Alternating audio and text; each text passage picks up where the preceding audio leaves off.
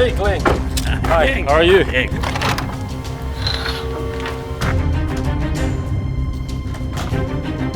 Well, here we are.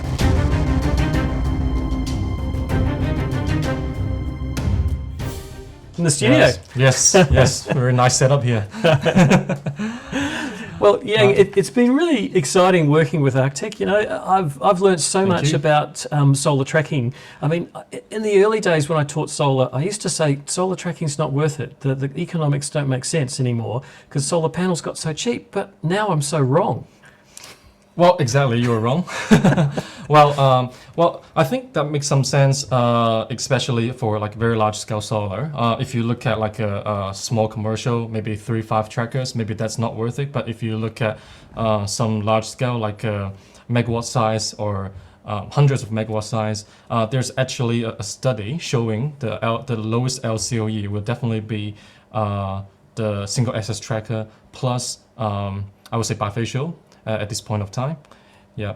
So LCOE, I like to hear the acronym. What's that stand for? LCOE stands for the leverage cost of electricity.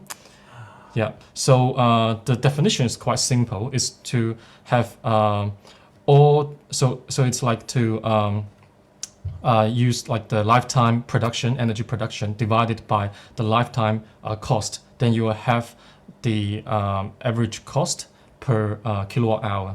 Yeah, and for many investors or the solar farm developers, this is pretty much like the key units people are after to try to get these number as low as possible.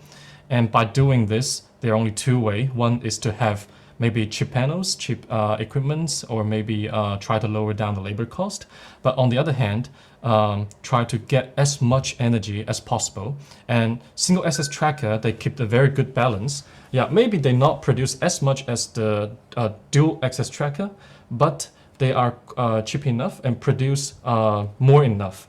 So that's the reason why these days you can see that 90% of the solar farm developing Australia actually used single axis tracker. I often use the explanation that in a way, the efficiency of solar panels doesn't matter because the resource is free. You're not paying for the sun. What you're paying for is the efficiency, or what you're concerned about is the efficiency of the economics. For the money that you spend for the project, how much does it cost to produce the energy? It's not about, you know, have you got the most efficient solar panel, though it certainly helps. Yep. But with tracking, you're also getting land efficiency, aren't you? You're not using as much land, I imagine, as a fixed array? Well, to be very honest, tracker might use a little bit more land than the fixed array. There's another measurement we call the ground coverage ratio. Mm-hmm. Yeah, because tracker, it actually do this rotation, and sometimes the maximum tilt angle could be 60 degree. Mm-hmm. And in order not to having too much shadings on on the other row, you might want to leave a large space on that. But again, if you look at the overall return on investment, tracker is still worth it because, like you just said, module efficiency is important. But solar tracker will help help the module always facing the sun. Then that will help to fulfill the potential of the module efficiency. Yeah, the module is always, or maybe most of the time, at its peak. Yeah, a 300 watt module at, right now I think it's like 600 watt now for a 600 watt module, which is at like under 1,000 watt per square meter, and a solar tracker will help it stay in that like a irradiation, like that sort of sun power for maybe up 4 or 5 hours per day. Yeah, I noticed it here. It's a very flat production curve. It's like the sun comes up, full power's reached pretty quickly, and you sit on full power all day long. That's correct, yes. Yeah, if the weather's fine. Yeah, of course, yeah. Right, so yeah, there's definitely different metrics, which is levelized cost of electricity, is that right? Levelized cost of electricity. Yes. Looks at, you know, the real economics of producing that energy. There's another metric you described, which is land use efficiency. Yeah, the ground coverage ratio is called GCR. Mm-hmm. Yeah. So that one is about the land efficiency. Luckily in Australia we have massive land. Yeah. So I think generally speaking that won't be a very big problem. But still today we do meet some like limitation in the land size or land shape or undulation.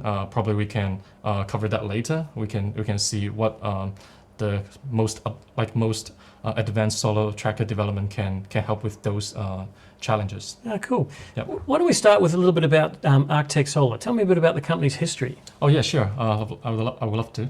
So Arctech Solar. So Arctech Solar is a solar racking and a tracking solution provider. We've been in this business for 12 years, only focus in this part. And right now we have a very full categories about the solar rackings. We have the fixed mount. We have the seasonal tilt, so you can adjust the angle every quarter. And solar tracker, obviously, that's our main business focus. And we have the very new business called BIPV. And even today, we have developed our solar carports. Wow, yeah. Solar carports. I love that idea. Yeah, Yes. I mean, there's so many cars going to be electric. We're going to be looking for places to park them and charge them. Exactly. Yeah. If you want solar to go to like community, I think this could be one of the best way. Apart from the BAPV, like the rooftop solars. It's also good land use too, because a car park's a wasted space most of the time. Exactly. Yeah. And cars don't like the sun. Yeah. So it's tick tick. Cool car, more energy. Yeah. Yesterday I was at the Chadston shopping mall. Yep. Yeah, I saw a massive massive car park there. So I think, okay, I should probably talk to the manager and see we should maybe put some solar carports on that. Great, Yeah. great. So in terms of size of the company, do you know much about the numbers? Yes. So after this 12 years development, Yes. now we have more than 1,000 employees and got over 200 patents. And in project-wise, we have like shipped 32 gigawatts of solar rackings by the end of 2020. So we hope to get maybe 40 gigawatts by the end of this year, 2021. And we are, like I said, we have like a fixed tilt and also trackers. In terms of trackers, we do both 1P tracker and 2P trackers. Yeah, and both of them got like a gigawatts of deployments as well. Wow, oh, that's great, cool. So Yang, how long has solar trackers been around for? So I believe solar tracker has been there for more than 30 years. So, but at the time there were not so many like big solar farms. So most of the tracker technology was only for some like R&D research or some fancy purpose. So at that time, you might see a lot of different like early technologies. For example, a lot of people talking about the double access tracker. There are like many type of double access tracker. They like folded, like can be folded or whatever. So that's like the tracker history between 2010s. Yeah, and then after 2010s. 2010, there are like solar farms are becoming more popular. People are developing large-scale solar farms. So in that scale, like megawatt scale, you should never think about fancy stuff, but you have to focus on the LCOE again. So in that case, you might want to find the best solution or the most economical solution, I would say. And then there's a company called Array Technology, a US company. They actually found the right way. They developed the linked road single access tracker. Yeah, like I said previously, it might not produce as much as a double access because they don't do like northeast, north south, but only east west. Yeah, but it's cheap enough. Yeah, it will produce a good amount of extra energy without... You called it linked, Yeah. So what's linked? Oh, sorry. So a linked row is like this. You have one motor or one slew drive, like a mechanical equipment, and use a very long connection tube to control multiple rows of like trackers. Yeah. So each unit is like a big block. Yeah, right. Yeah, it has like length and width, and sometimes I heard the maximum is like 30 like rows Wow, 30 rows. in total. Yeah. My first thought is that's a single point of failure for the whole 30 rows. So if anything goes wrong with that one motor, nothing works. Exactly. That's one of the challenge, and the second one is when you need to do like maintenance. For example, let's say if you want to do cleaning, then you have to go like this, but you've been blocked by the transmission shaft, and then you come out again and to do another row, and that and go to the other way around, and do this again. Right. Yeah. So the rows aren't clean. They've got this interference, which is the what do you call it? The bar that goes between That's all the correct. trackers. Yes. And there are some other challenges for using this type of trackers. Maybe it's cheap enough, but imagine if you have a very limited land area and the land shape doesn't look very nice, or the land's very undulated, but each block is like such a big, like a square or rectangular, you just can't fit in very well. Yeah. So that caused some challenges in the Right. So not layout. flexible on landscape. It needs to be fairly flat, consistent ground to be able Exactly. to use the linked system. That's correct. Yes. Yeah. Yeah. You have to either reduce like the number of the rows, or just give up the lands. So right now there will be like a very limited how to say like sites. Yeah. You want to use this type of trackers. Yeah. And then 5 years after, there's another market leader called Next Tracker. So they developed the single row, single access tracker. So each tracker is only one road controlled by a little motor in the middle. Yeah, so that will give a lot of flexibility for the layout and design. And also if one motor's failed, there's only like a one tracker failed. That does not affect the subarray or like a larger area. Right. Yeah. Okay, so that's kind of the evolution from dual axis for expensive research projects, Yeah. linked trackers, single axis, and then now we've got individual row trackers. That's Yeah. correct, yes.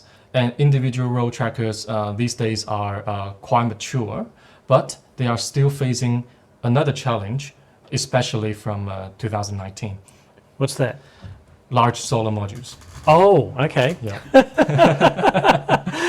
Now, you've got some slides here. I see this is actually the slide showing the evolution of tracker technology, the roadmap. That's correct, yes. So you can see here, until 2020, we have a very mature single row, like a single access tracker here. But still, the problem is it's with single drive points, it's flexible structure. Why we say that is because, yeah, if we look at like the PV module side, because we always have to adapt to the PV industry, like the development of the PV module, like a sort of evolution. Yeah, and you can see from late 2019, the solar module was just merely 400 watt, but it just grew up so fast. So within 1.5 year time, we have come up with like 700 watt solar modules. And this one, maybe the 700 watts based on the two 17 millimeter cell. So if you look at these charts, solar modules, they actually, solar cells, they didn't actually increase the cell efficiency that much. So the only way of increasing the module wattage is to get a bigger size. Yeah. Yeah. So originally we have the standard size of 2 meters times 1 meter. That's like the very like a basic one. And these days we are having up to 1.3 meter wide module and up to 2.4 meter tall module. Yeah. And the challenge from solar module is very obviously having a large dimension of solar trackers. So these modules, they basically make a solar tracker longer and wider, and that will make the solar tracker quite flexible. That's kind of like a jumbo jet wing. Exactly. Yeah. So yeah, so it's like you cannot. So I think we can maybe use this an analogy as well. So imagine if this is like a civil aeroplane. you can't fly it like you can't fly it in a very fast speed, right? Because the wing is very very long, very wide, so it can only fly at like a certain like a limited speed. But if it's like a Air Force jet, it has like a short and very stiff wing. It can just like it can just fly like a very fast, like a 3 times sonic speed. Right, so Yeah. that's the problem with bigger modules. Effectively means that the wind load increases, and you have to accommodate that in the design. Yeah, exactly. So the stiffness of a solar tracker is, I think I didn't show that in this slide. I can probably just speak. Yeah. The stiffness of a solar tracker is actually based on the length between the fixed point, which is the motor in the middle, and the free end, which is like the both end of the solar tracker. Yeah. So let's call this one L. And with the new model, the new PV model, this L has become longer. Yeah. Right. Yeah. So you mean between motor and the end of the torque tube? Yes. L is the length of the torque tube. Yes. Right, and it's In become this longer. case, How yes. do you then, maintain all that stiffness by going longer? Okay. We can probably maybe go further into this. Yep, so, sure. Right, so probably we can use some wind tunnel test to explain this this effect.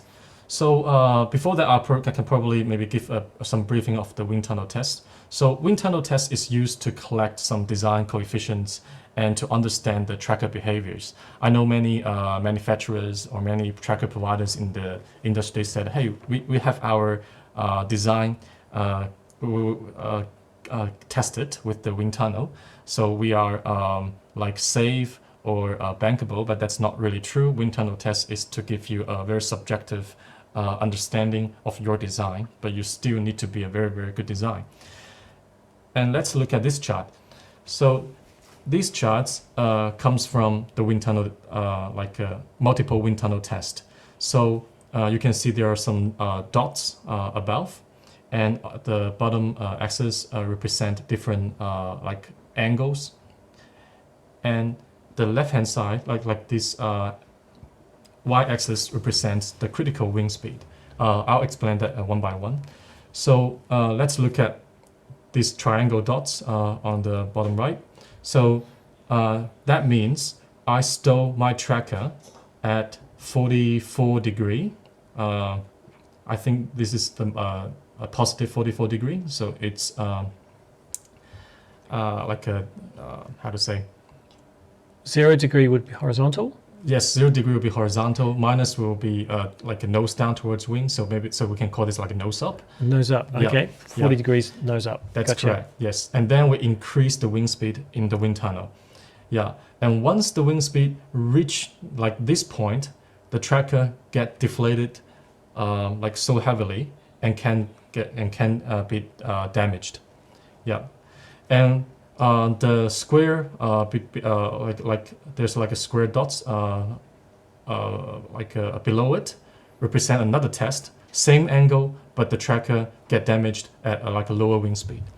So we just set the tracker actually to like a little model in different like angle and do like the test in like different times, multiple times, and then we have all these dots, and we can find that all these dots, they are actually above a certain line.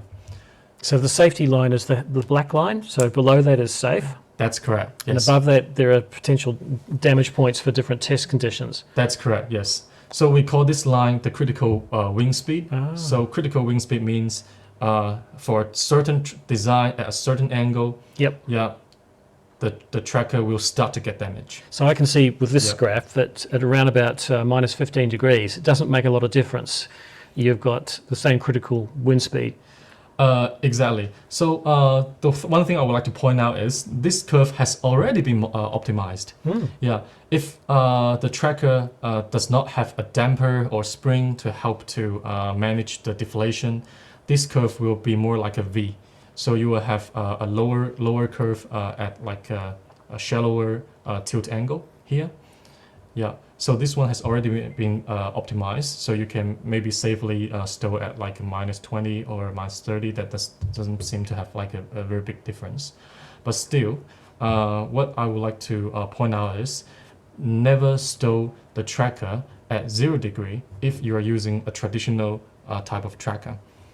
So you can see from here as well, we set like a dash line, the blue dash line, as the stow wing speed threshold, which means if the wing speed in the environment has reached this point, the tracker should not do tracking, but has to go to the stow position. In this case, is -30, so it's like a nose down towards the wing. So the tracker will have the highest critical wing speed, and that will keep the tracker safe. Right. Yeah. Wow. So, I mean, what we haven't explained is this is all automated, isn't it? So you don't have to rush out to the wind farm and start turning them all down manually. It's automated. It is automated. So each controller box will do the normal tracking, and the communication box with the anemometer on top, that thing would know like the wing speed situation, and then we'll send a signal to all the trackers to do this auto stow position. Right. Yeah. How long does it take to stow the tracker? That actually depends on the rotating speed. To be honest, I really don't know about this part. Yeah.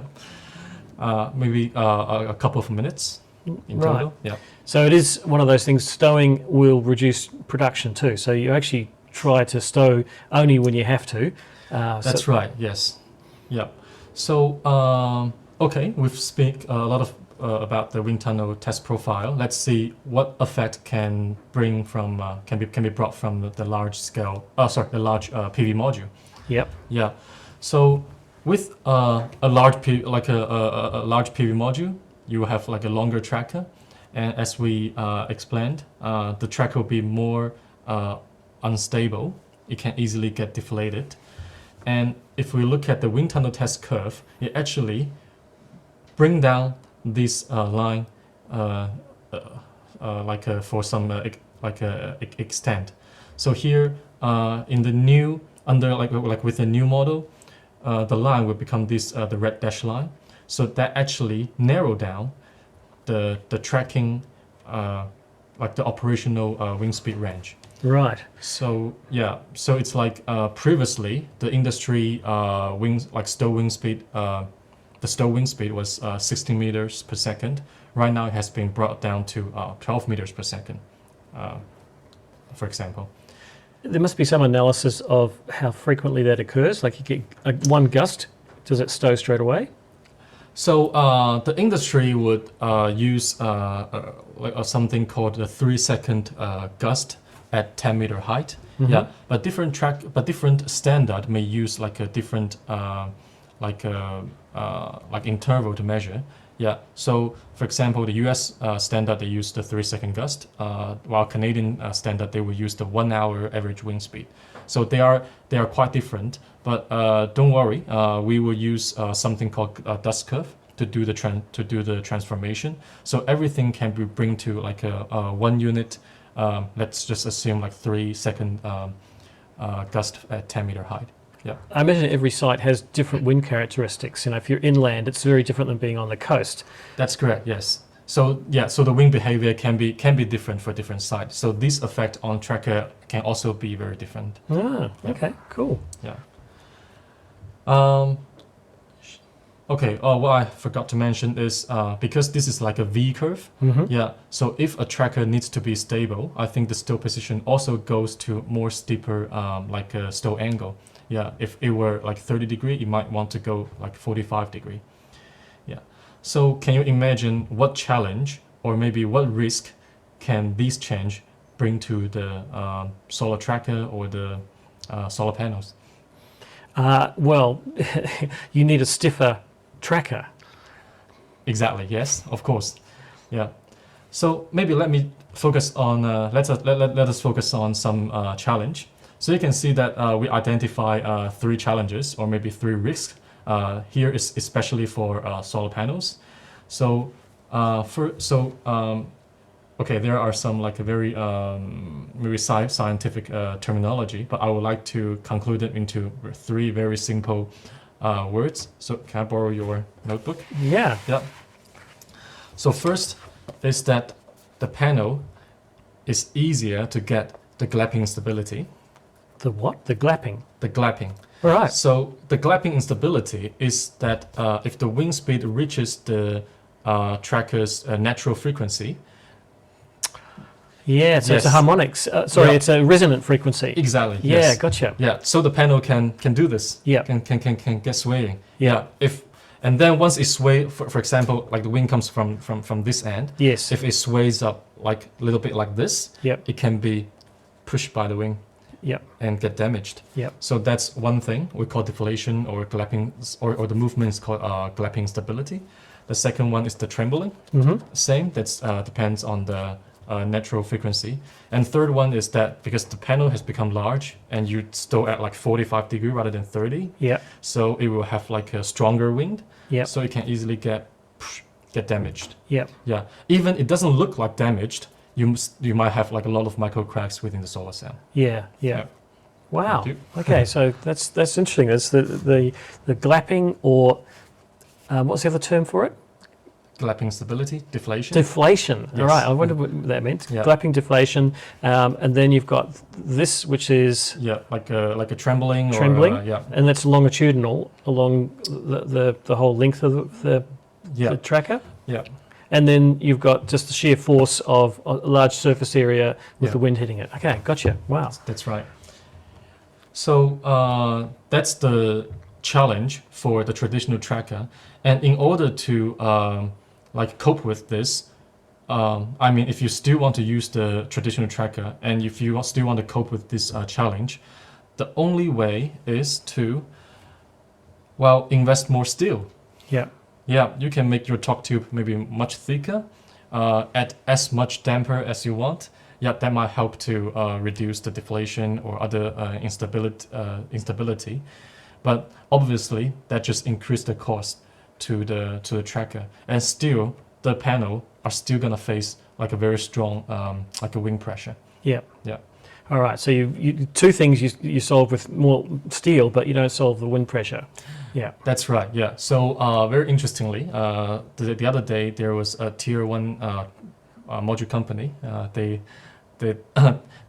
came and tell me. They said that the developer wants them to have a 3200 Pascal wing, like the wing pressure durability for the front.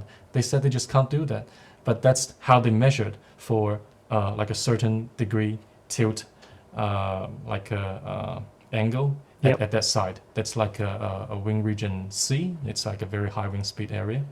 Yeah, but if we are going to use some innovation, we can actually solve that problem. Right. Okay. All right.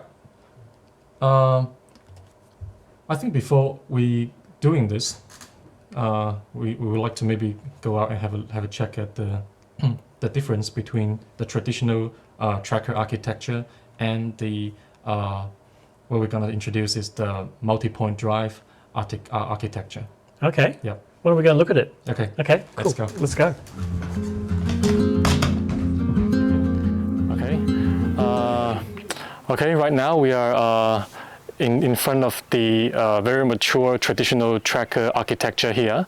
So this is the motor that we have been discussed. So this is like the only fixed point for the entire tracker architect. And as you can see that there are like several dampers on each post. So these dampers will help to reduce the deflation. And these are the Longi 400 watt panels, so they are not that big, but if we're gonna increase the size of this panel, then you can imagine this tracker will be much longer. And also you can look at these purlins.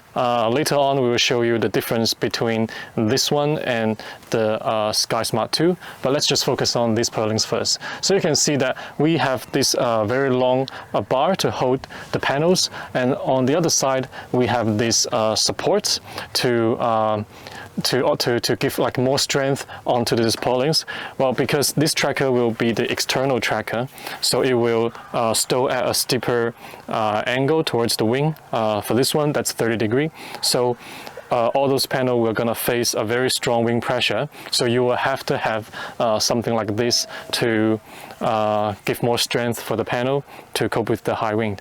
And obviously this will increase a bit more cost for the tracker.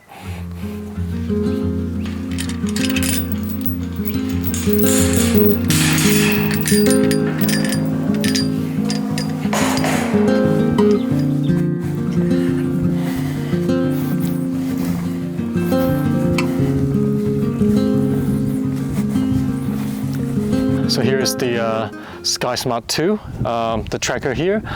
We haven't put on purely models yet because we would like to have this one to be the tracker for installation training. So all the parts can be taken down and put up again. So right now here, what we can see, this orange piece is the motor drive. So you can see the actual motor here in this black encapsulation, and instead having just a motor here, we have two more slew drive on both sides. We will show that later, but you can see the motor drive here not just running the torque tube, this one, but it's also running this square transmission shaft, and this will pass the motion from the motor to the other two slew drives. Let's go again and look at the slew drives.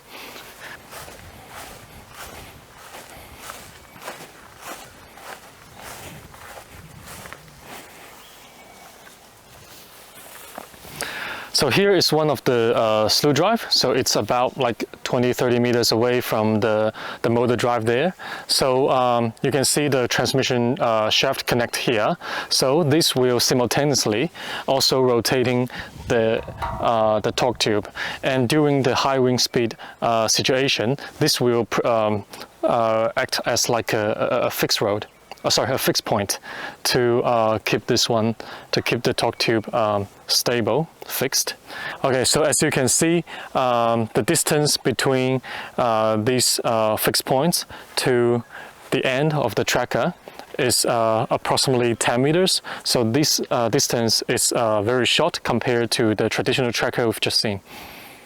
Okay, so also for the 2P tracker pulling, you've seen that this one is also very long, but this one doesn't have the support. Yeah. So the difference is we normally use the supports for external tracker because the external tracker normally need to cope with very strong wind speed.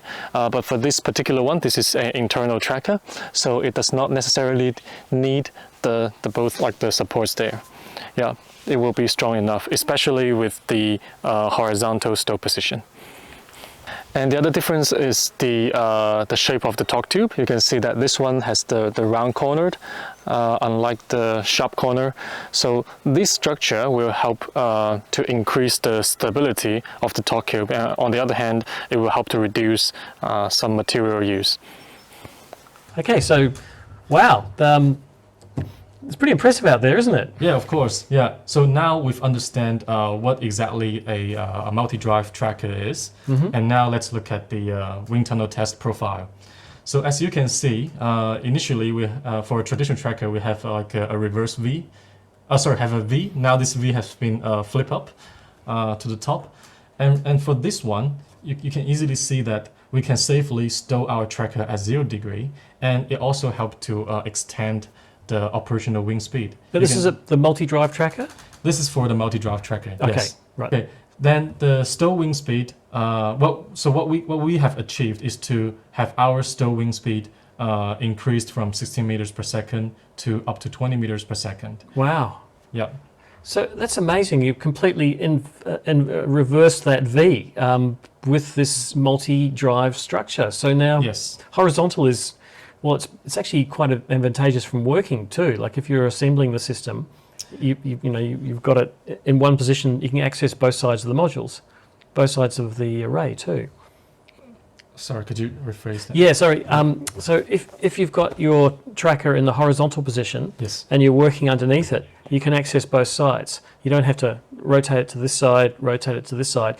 and not worry about wind speed. So when it's in this position, if you happen to go for a break, then it's in the stow position already. Exactly. Yes. That's a pretty complicated explanation, but yeah, I just thought of it from a practical point of view. Is putting 120 panels on can take a while, and you probably want to have a break and leave the site. And so, can you do that more easily with the multi-drive system? Well, installation-wise, I think you still need to follow some kind of rule. Right. Yeah. You have to maybe finish at least one string for one side, and then rotate it to the other side and do the other string, and then rotate it back to do the third string and back to the fourth string. Yeah. So basically, either side of the slew drive, you're maintaining the same number of panels. Is that how you were thinking of it? Not exactly. It's not because it's not the number of panels, but the key is the we call the span or the cantilever. Yep. Remember, we have talked about the fixed to the free end length. Yep. Yeah, this was very long for the traditional tracker, but now with a multi-drive tracker, we actually created several fixed points in one tracker. Let's use the sample out there. We have 3 fixed points, so that will help narrow down the L. So let's look at one end. The L was like this long. Yep. Like maybe, let's say 45 meter. Like 30 meter, and now it has been narrowed down maybe just like 20 meter or something. Yeah, or 15 meter. So from the fixed to the free end, that's like a very, very short. And from fixed to fixed, that's called span. That should equal 2L. Yeah, because the weakest point is in the middle. Yeah, so that equals to 2L. So this 2L is like also very short, like 20-30 meters, but the actual L is like less than 15. So the key point is to play with the cantilever, to play with that, the little L. Yeah. Okay, I understand. Yeah. So That's a really big increase in wind speed for stow, 20 meters per second. That's I mean, right. with what, your modern large area modules, your 1.3 by 2.4 modules. Yep. Wow. Yes, and I think you can imagine that will also greatly help to reduce the wind pressure onto the module. Yeah. So if it were like a 3200 Pascal for a 45-degree tilt for like some tier 1 module, and now it can be reduced to say 40%, something around 18,000 Pascal. Yeah, and that's way under some standard 1800 Pascal, and that will be way under the standard 2400 Pascal. Right. Okay. Now, look, this might be a question you can't answer, but I'm not a wind engineer or aeronautics engineer. But I understand the reasons that planes fly is the distance over the top of the wing is greater than the distance underneath the wing, and that creates a low pressure zone on top, the Bernoulli effect, I think it's called, which kind of sucks the plane up into the air. Now, when you've got a solar tracker with modules, the distance across the top and bottom is fairly consistent. There's not like a curve. No. So does that mean a horizontal panel doesn't really act like an airplane wing? It doesn't get that suck up in the air. Of course not. Yeah, because the aeroplane wing is has a curvy top. Yeah. Yeah, and you understand that the wind pressure. The air pressure on top is lower than the bottom, so that will suck it up. Yeah, but so for solar panel, it won't be like this. Right. Yeah. So actually, it's a big advantage being able to stow horizontally. You get Exactly, yes. withstand higher wind speeds before you have to stow. It's the midpoint, which is the quickest to achieve. So if you're facing east or west, it's the quickest place to get to is horizontal. Yes. So less downtime. Yes.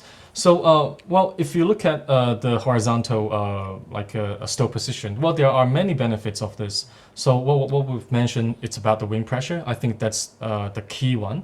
And the other one you've just mentioned, maybe quicker. And third, for the bed tracking, yeah, because in the afternoon when the tracker comes back, like doing the bed tracking, it backs to its stow position. It does not have to do, go to like 45 degree east or west again. It just stay there. It's already at the bed tracking stow position.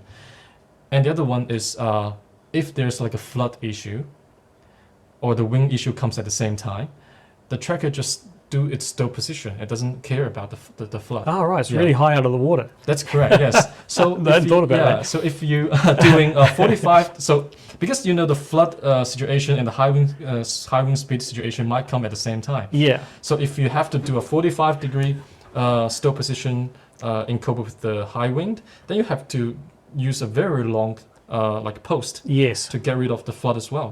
Yes. So that's like another hidden cost. Flood for and some- storm. Yeah. I don't think we're going to have much flood problems here. At 700 meters above sea level, most of the world will be underwater. Well, definitely not here, of course. Yeah. But you know that in But I can see that. that's right. Yeah, in regional New South Wales and regional Victoria and somewhere South Australia, flood could be an issue. Wow. I never thought of floods being a problem, but of course, Yeah. yeah, so you got to stow and Yeah. not get wet. Yeah. Yeah, right.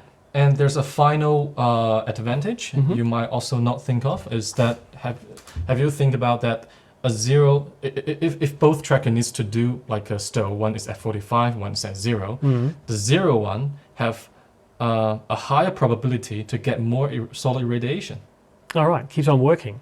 Yeah. Yeah. So because either 45 or either east facing or west facing a stow position, it can only get like one side of the irradiation. If the sun happened to be at the same side, okay, that's lucky for this tracker.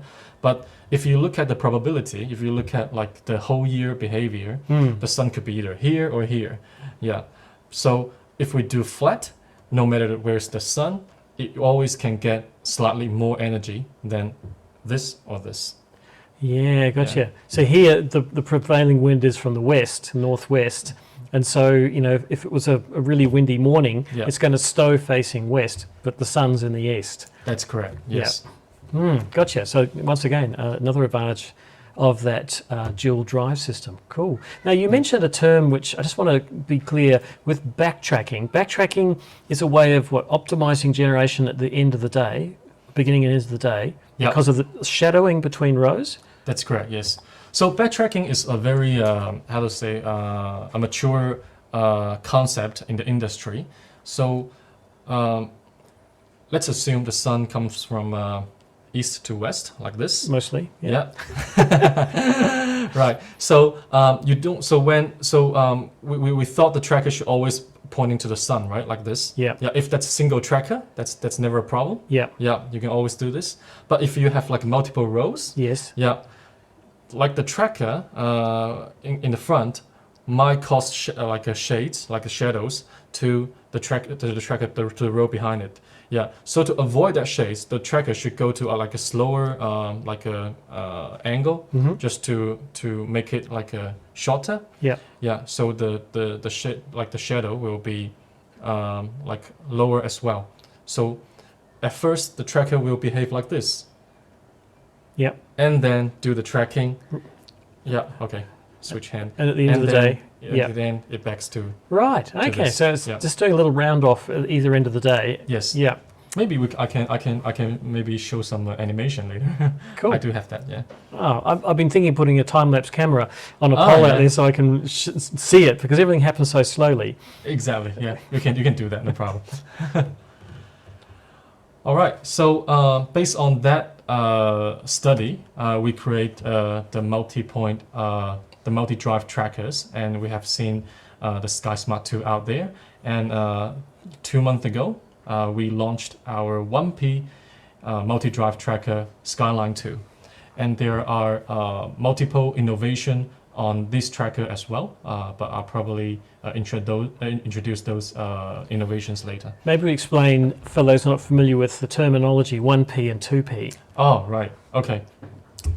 So, okay, here is some quick explanation for 1P and 2P. So that's pretty simple. So P means portrait. So you install your... Like this, that's portrait. That's correct. You install your panels in portrait Yep. on the single axis tracker. And this is my torque The tube. torque tube. Okay. Right. So what you're forming is a 1P tracker. Right. So it's like a one row of PV panel in portrait. That's Gotcha. called 1P. Yep. So 1P are normally long. If we're looking, so first if we're looking at the same number of strings, let's assume like 3 string tracker, then you are having 3 string at the same line so which can go up to 100 meter. When you say Yeah. string, you mean electrical string? Oh yes, I mean electrical string. Yeah, gotcha. Yeah, So they're electrically PV connected panel in string. series. Yep. that's correct. And a Yes. 2P tracker? Okay, 2P tracker is to have two. Yeah, let's imagine there's another panel here. Yep. So you are having like a 2 row of. So there's one on this side and one on this side of the torque tube. That's correct. Yes. Yeah. All right.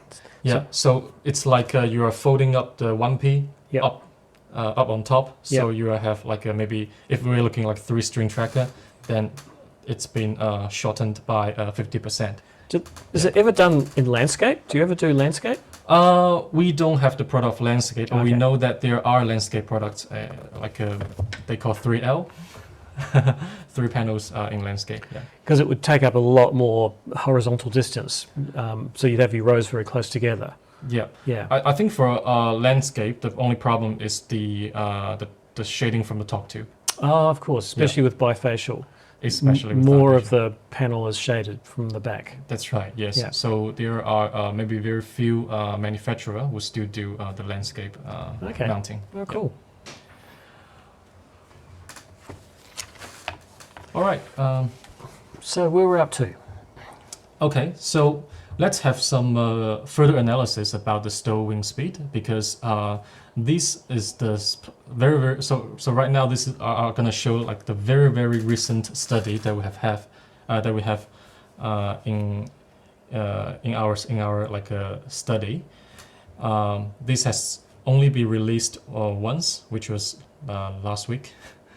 Yeah, to industry.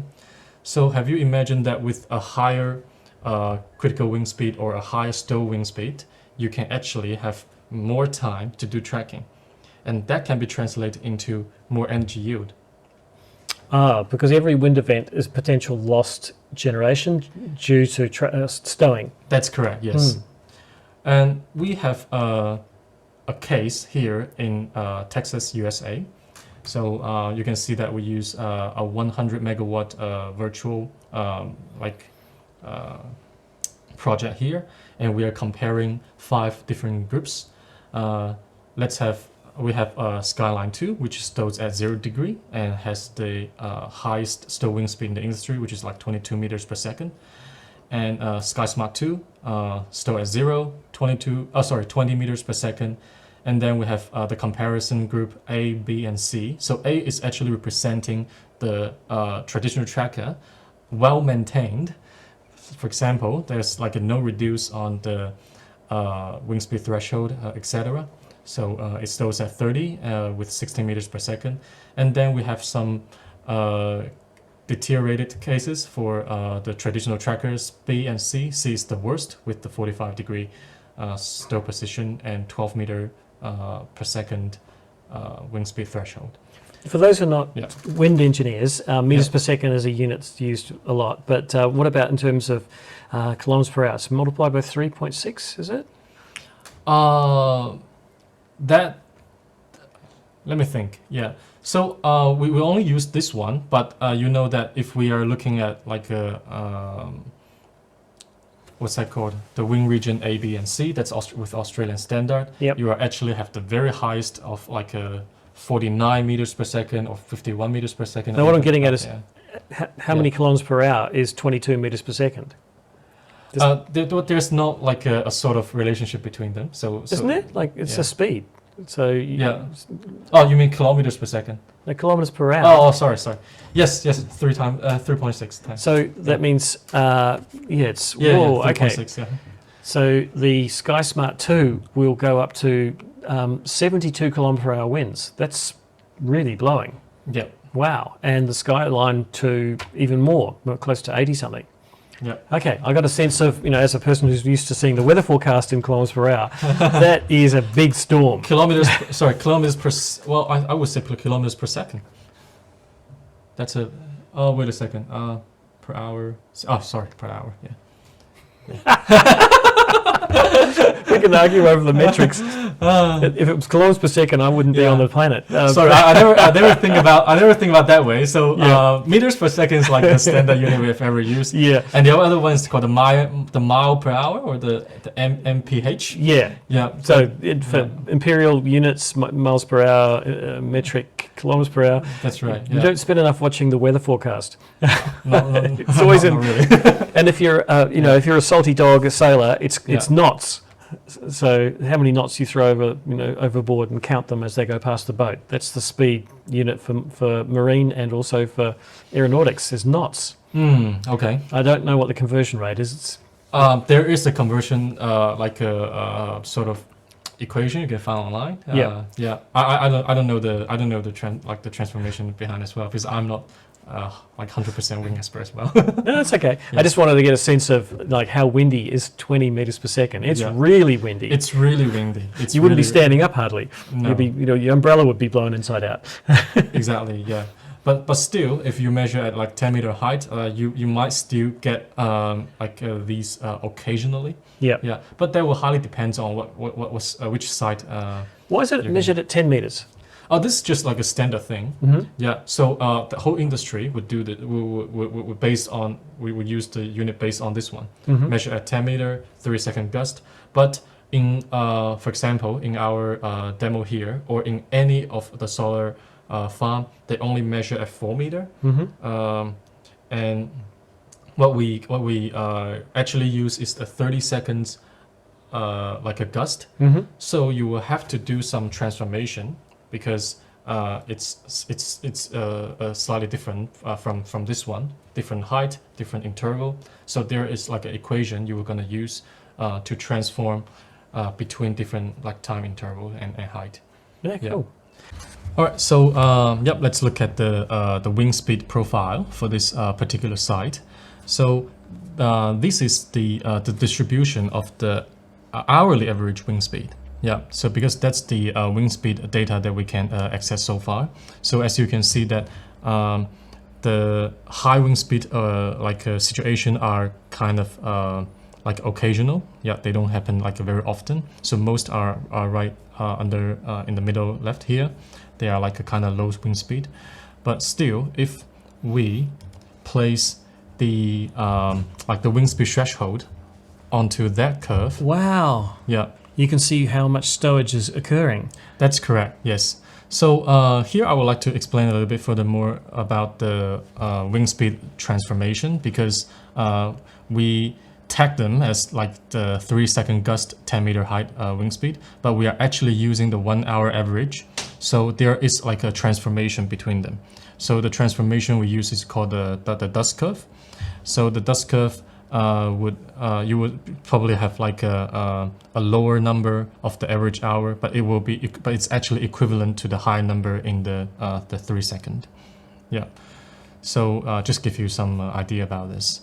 But no matter, as you can see anyway, on the right hand, like the color of the stow hours in total and the stow time per year, obviously you will have a lot more stow position with the lower stow wing speed threshold. So I can see like typically 14 to 16 meters per second from most trackers, conventional single point trackers are getting somewhere between like 2.7 and 6.9% of the year stowage. But with the higher wind speed, 2022, we're down to less than half and less than a quarter for the SkySmart 2 and Skyline 2. Exactly. Wow. Yeah. So it's almost nothing. It's less than 0.25% per year lost production, or not completely lost, but reduced production due to stowage.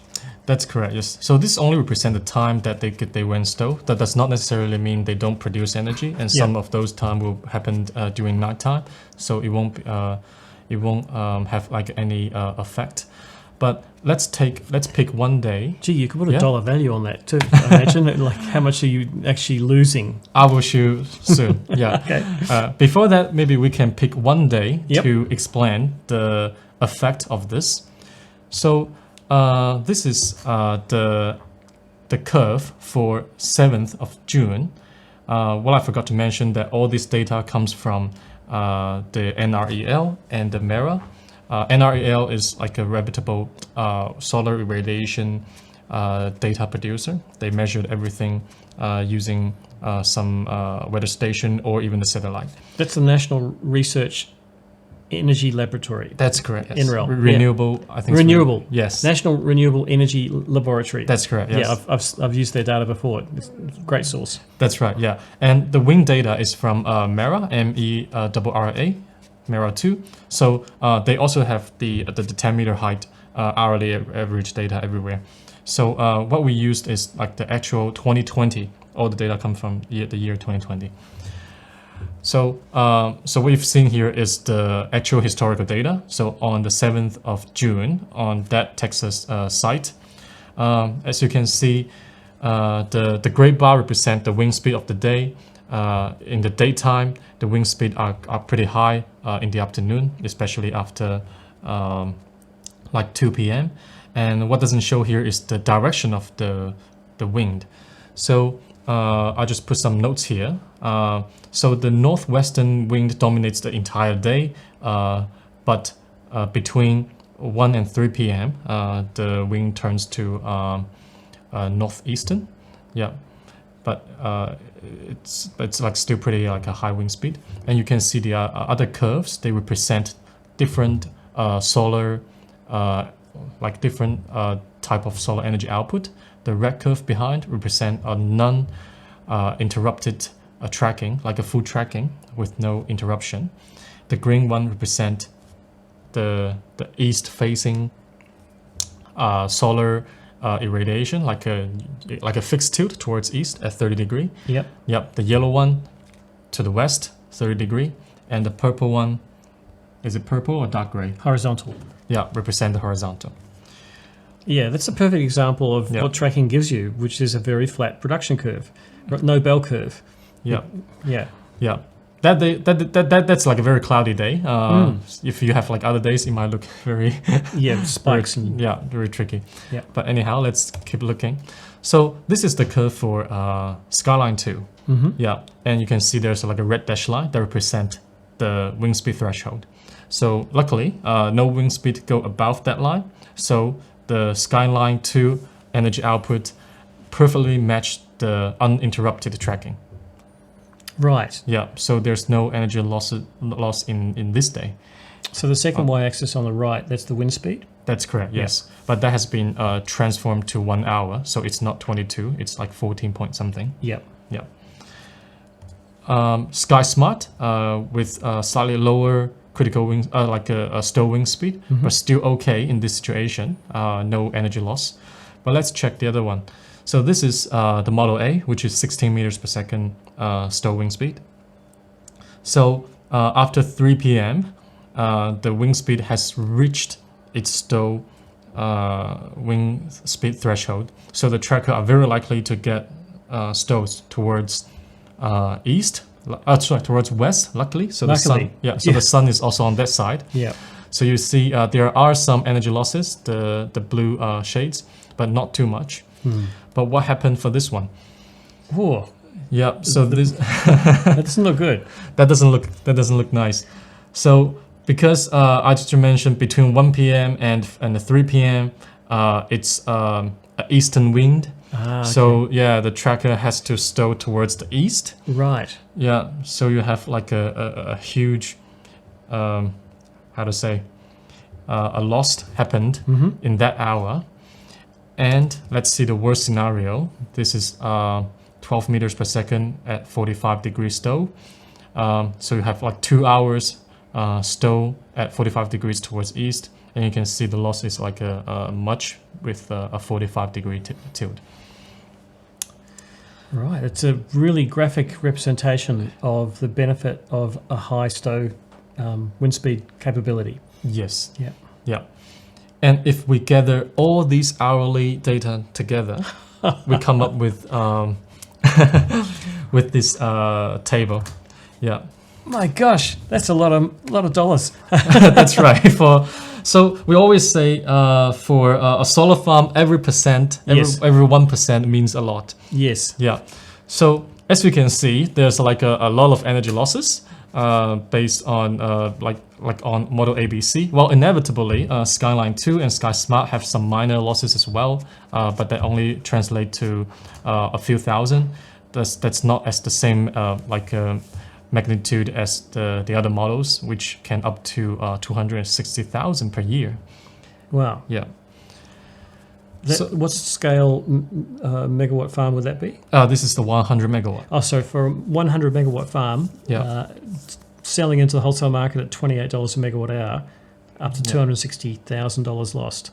For the first year. Yeah, for the first year. Okay. Yeah. That would pay for a lot of extra trackers and other equipment. Exactly. If Yeah. you do it like translate back to like a tracker value, Yeah. or some other sort of per watt losses or LCOE, that means that does mean a lot. Yeah. Right. Yeah. It seems like a minor engineering detail. You know, if you don't turn it into dollars and cents. Oh, our tracker can do 22 meters per second. Yeah. It's only a That's bit- right. Yeah. But actually, when you think about the outcome, it's money. Yeah. So it's like for the first time you will find that the Stow parameters is as same important as, say, the module degradation or the inverter efficiency. Yeah. Okay, before the economic analysis, I would like to introduce this chart. I call one chart to tell all stories. So you can see there are like several curves. So each curve represent a different Stow angle. So the blue one's 0 and the red one's like 45. And you can find, and the left hand side, like the y-axis represents the energy losses. So from this chart, you can easily find what energy losses you can get from different type of tracker. I mean, out of these 5. For example, another tracker company come to you and said, okay, our tracker stows at 15 meters per second, and which is like 0 degree. Then you can find these blue dot, which is under 15, and then you can find out, okay, the energy loss could be approximately 0.8% for the year. So you can have like every Stow parameters, and you can find out all possibility of energy losses. Okay, let's come to the economic analysis for the site we've just mentioned. So look at column 2, project B. You can consider that as the project, like the base scenario, or the project using model B. And with model B, there will be 1.6% energy losses, and that have been incorporated in like row 4. But everything else is the same because we are trying to compare apple to apple. Let's see like project Skyline 2. So they are both like a 100 megawatt with the cost $0.7 US dollar. That has already included the government incentive. So the capex investment is exactly the same, but the first year energy yield are quite different. Yeah. And then with the same PPA, same O&M rate, we have a different unleveraged project IRR. So that difference is 0.17%. 0.178%. Yeah, that means a lot to a solar farm investment. And if we look at 30-year net benefits, that's up to 2.7 million difference. Wow. Yeah. Yeah. Okay. That's millions, right? That's right. Yes. On a 100 megawatt project. That's correct. Yes. Okay. Then we try to, let's see if the let's say maybe the EPC company or who offer these equipments. Let's say okay, they can maybe give like reshape their cost structure by reducing maybe 1.3 cents per watt in their cost in their capex. Then they are able to match the IRR with the project using Skyline 2.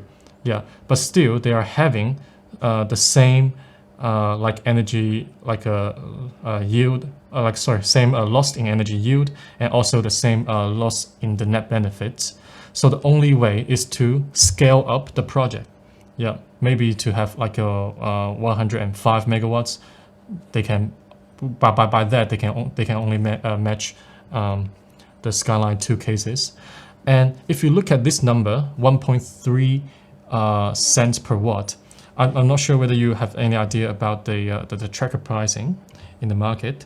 So the tracker price is somewhere between 7 cents and 13 cents per watt. The range is big, but because that's highly depends on the design, on the site, on the environment. A lot of things can affect the pricing.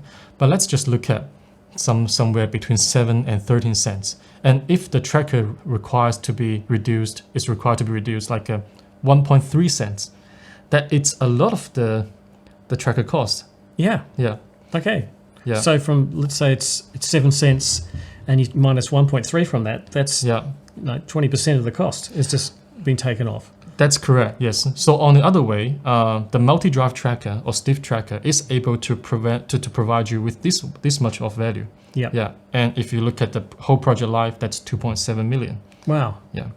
Okay. It's a pretty compelling argument for the multi-drive system. That's correct, yes.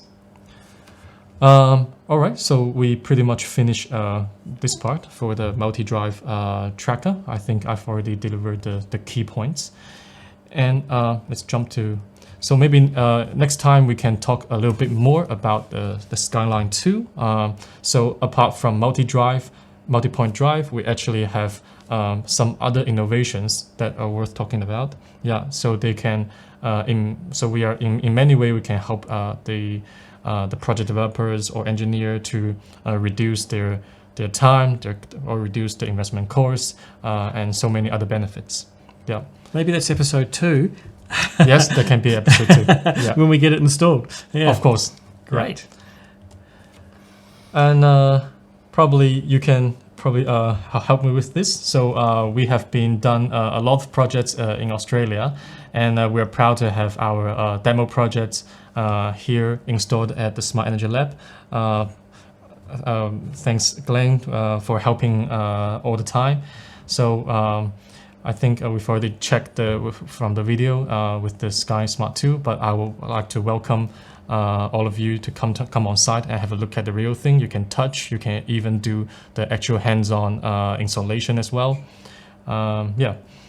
I'd like to do a few thank yous too. Of course, a huge thank you to you, Yang, personally, because you started this whole thing by approaching me and you put together the three-way contract. So it's basically between the Smart Energy Lab, SolarQuip, between Arctech Solar and LCOE Solar, who provided the modules for the first 2 projects we did here, which was really, really great. Also, OTG Energy from based in Sydney. Done a great job. They've done a great job installing the SkySmart 2. So really appreciated having them. You're welcome. Yeah. Cool.